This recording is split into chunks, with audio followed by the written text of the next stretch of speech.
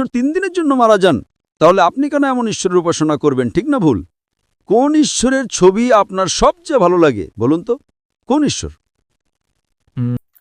আসসালামু আলাইকুম। দর্শক, প্রথমে এই বক্তব্যটা একটা শুনুন। আমার নাম জাকফা ইসনান।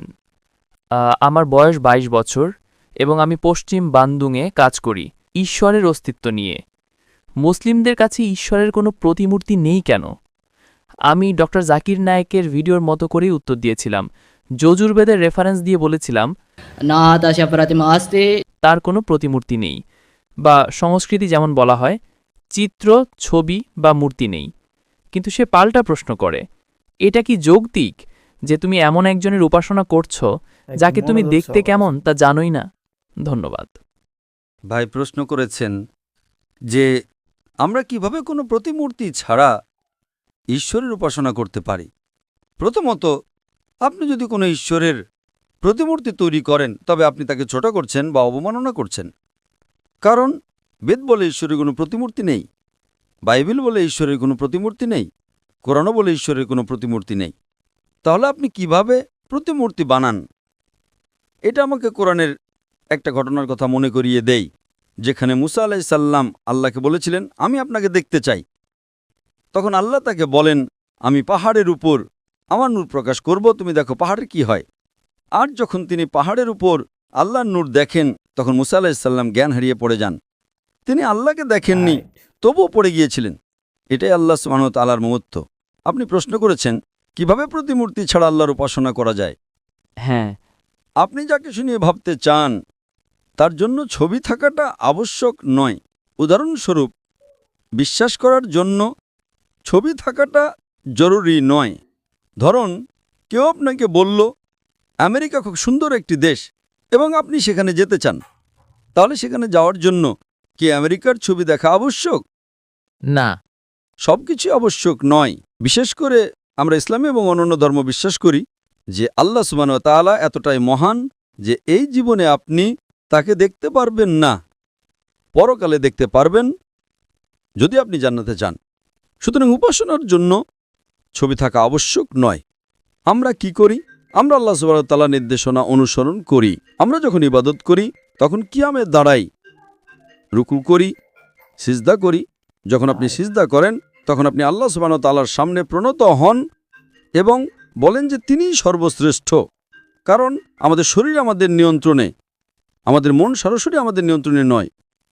সুতরাং যখন আপনি সিজদা করেন আপনি শরীরের সবচেয়ে উপরের অংশ কপাল মাটির সবচেয়ে নিম্নের অংশে রাখছেন এবং বলছেন সুবহানা রাব্বিয়াল আলা, মহিমান্বিত আমার প্রভু যিনি সর্বোচ্চ।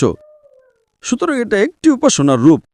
যখন আমরা আল্লাহ সুবহানাহু ওয়া তাআলার উপাসনা করি আমরা আল্লাহ সুবহানাহু ওয়া তাআলার বাণী পুনরাবৃত্তি করি, আলহামদুলিল্লাহি রাব্বিল আলামিন।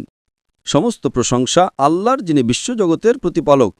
আপনি আমাকে একটা কথা বলেন যে ঈশ্বরের যে সমস্ত প্রতিমূর্তি আপনি দেখেছেন যা অন্যান্য ধর্মাবলম্বীরা ভুলবশত তৈরি করে, সেই ছবিগুলোর মধ্যে অনন্য কি আছে বলুন তো?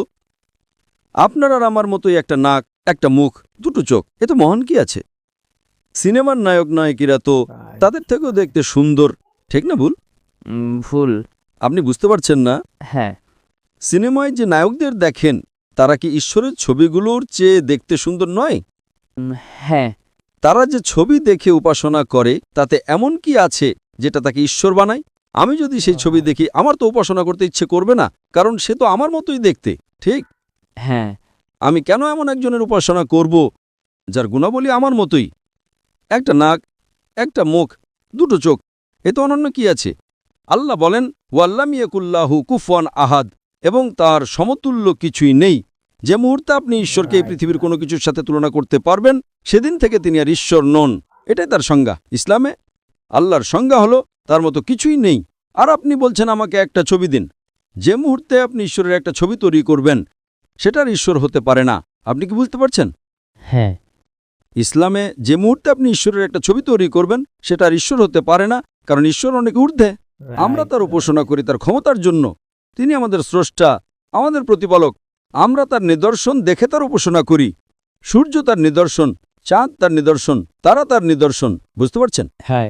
আমরা যে নিয়ামত পেয়েছি তার জন্য তার উপাসনা করি। আমাদের কাছে যে কোরআন আছে, যখন আমরা তা পড়ি তখন তার প্রতি আমাদের ঈমান দৃঢ় হয়। এটা কোনো ছবির মাধ্যমে হয় না। ছবি তো আমাকে ঈশ্বর থেকে দূরে সরিয়ে দেবে, যদি সেটাই ঈশ্বর হয়। একজন ঈশ্বর অন্য ঈশ্বরের সাহায্য চাইছে, একজন ঈশ্বর অন্য ঈশ্বরকে হত্যা করছে, ঈশ্বর 3 দিনের জন্য মারা যাচ্ছেন। যদি ঈশ্বর 3 দিনের জন্য মারা যান, তাহলে আপনি কেন এমন ঈশ্বরের উপাসনা করবেন? ঠিক না ভুল? কোন ঈশ্বরের ছবি আপনার সবচেয়ে ভালো লাগে বলুন তো? কোন ঈশ্বর? আমার মনে হয় কোনোটিই নয়। সুতরাং ঈশ্বরের কোনো ছবি বা প্রতিমূর্তি না থাকাই তাকে সর্বোচ্চ মর্যাদায় উন্নত করার সেরা উপায়। একটি আশা করি মনোযোগ উত্তরটা সহকারে। পেয়েছেন।